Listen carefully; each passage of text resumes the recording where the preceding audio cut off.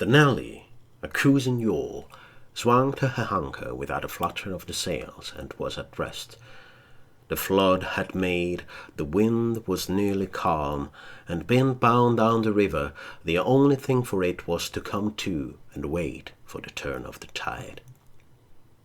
The sea reach of the Thames stretched before us like the beginning of an interminable waterway.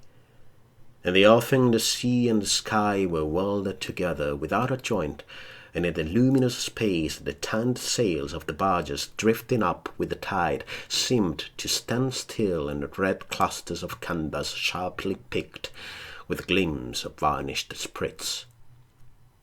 A haze rested on the low shores that ran out to sea in vanishing flatness. The air was dark above Gravesend, and farther back still seemed condensed into a mournful gloom, brooding motionless over the biggest and the greatest town on earth.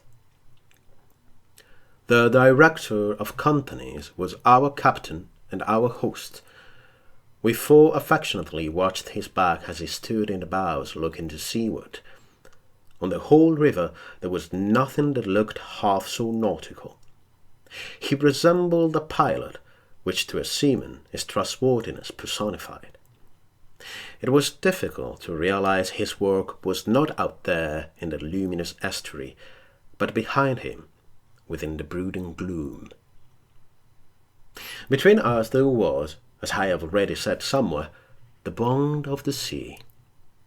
Besides holding our hearts together through long periods of separation, it had the effect of making us tolerant of each other's yarns and even convictions.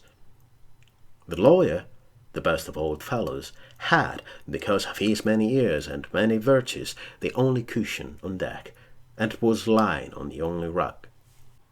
The accountant had brought out already a box of dominoes, and was toying architecturally with the bones. Marlowe sat cross-legged right aft, leaning against the mizzen-mast.